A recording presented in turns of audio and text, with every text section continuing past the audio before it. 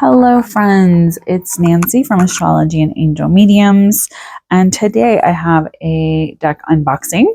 I actually just received this in the mail. I have not even looked through it yet. Usually, I have unboxed something, and I can kind of see. But this is the Black Violet Tarot. It's huge. It's a huge box from published from Rockpool, and it is by Heidi Phelps. I think it's coming out in the next month, possibly. So essentially, this is a kind of Art Nouveau inspired tarot deck. And I think that it's very I loved the pictures of it. So I was like, let me see if I can get a copy to share with you guys. So, sorry, that is just, I love whenever there's little designs on the inside of a box. And this is a huge box. It's huge. Let me grab a traditional tarot deck size. So this is the Halloween Tarot. Massive box. This is almost as big as, give me one second. So these are like the Blue Angel or other type of decks that are like really big with the really big oracle cards. So I wonder if the cards are this big or as big in comparison to one of these other decks. So I love this like purple, which makes sense. You know, it's black violet, right? Beautiful book. It looks like the cards are a standard deck size, which is great. As I usually, when I am using a deck, especially like a working deck, I like putting it in something else, like a velvet bag or something like that, to just kind of carry. I also make these like tarot spreads or something. Not spreads, tarot like cloths that I just like sew them together with like different fun patterns and then just use that and just kind of wrap up a deck in it. But the book is very nice. We're getting some nice descriptions of the cards with like what it actually means, which I think is always helpful. And then I like that some of these also have an author's note to kind of tell you like what's going on there. This is a very, very nice tarot book. A lot of tarot decks now will just be like a tarot deck with like not even a little white book anymore, like this one. And I bought this used. So, but I've been loving this deck. So we're just going to put that off to the side. So with this is really nice, especially if you are someone that is maybe not super familiar or comfortable with tarot. It always is such a nice addition to have a really well thought out and written book that also includes reversed meanings. So it can kind of help you become a little bit more connected if that is something that you want to do with reading reversals.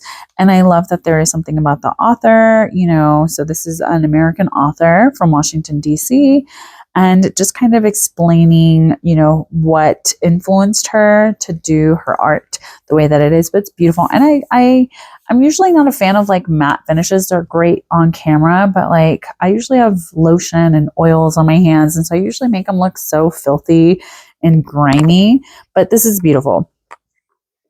And I'm loving this like violet ribbon. Oh, that's so pretty.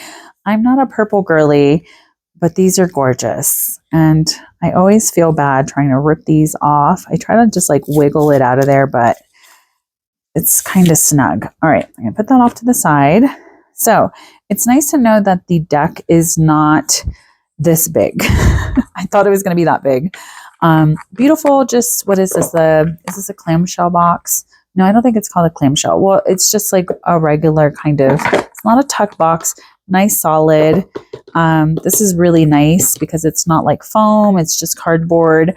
So that's good for, you know, maintaining and keeping your deck. And then, oh my God, that purple, that's beautiful. I'm like, I need my hair to be this color. That is so pretty. Okay, so let's look at the actual cards because I'm sure that's probably why you're like, unbox the deck. I can't talk today. So first card, the Fool. I love this beautiful simplistic art. The Magician, the High Priestess. I'm not going to name all of these. I'm just going to let you guys look at these cards. And I may make my little comments.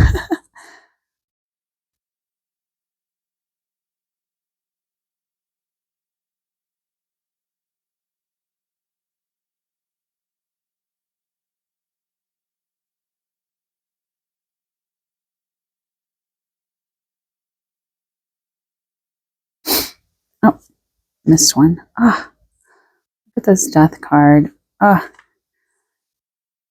this is beautiful. Ah, it's giving Maleficent. Oh, that's a beautiful Tower card. I love that there's still so much crossover in the symbolism and the depictions of the cards, like you would find in a Rider-Waite Smith deck. So I just think it's nice, especially if you find it a little hard to transition from, you know, learning on one of those decks and then using this. It's still nice because there's still those familiar images on here to kind of help you connect to those messages. This is a beautiful Judgment card, actually.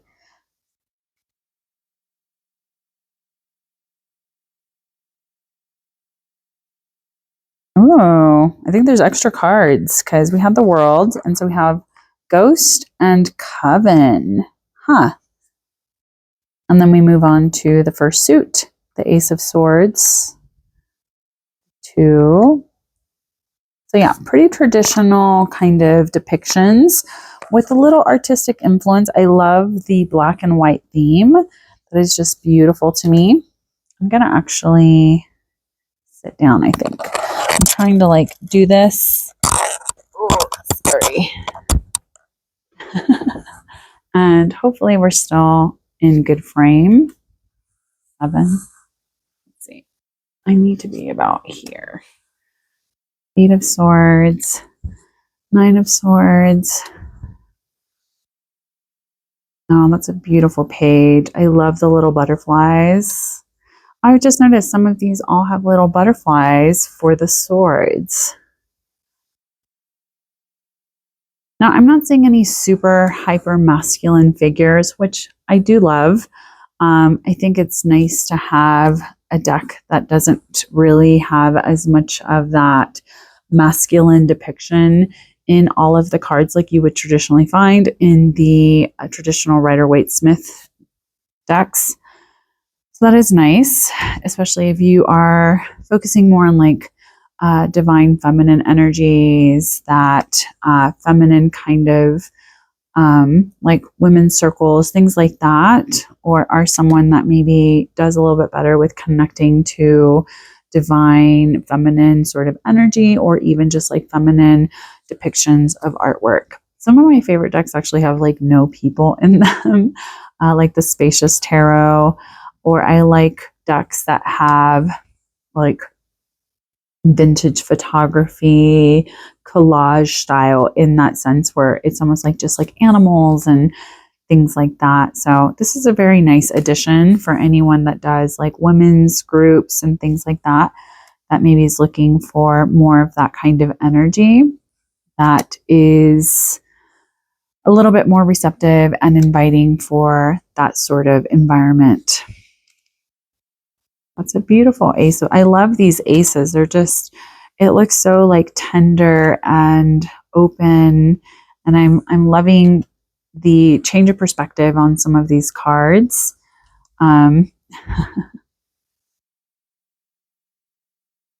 It's beautiful. It's just so simple and striking.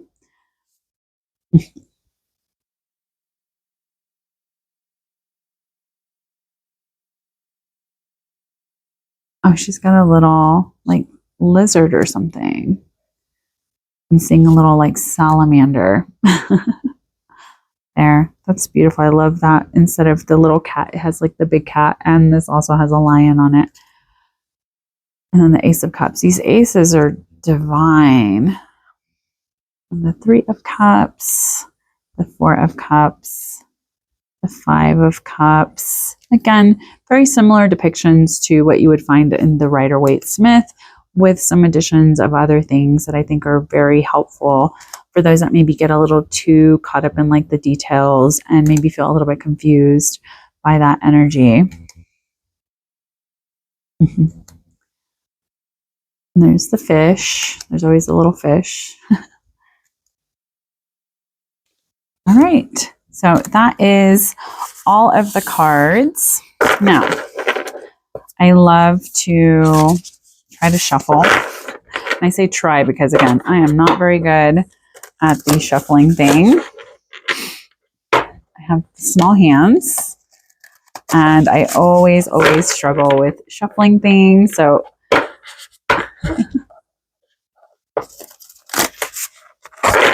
all right, let's see.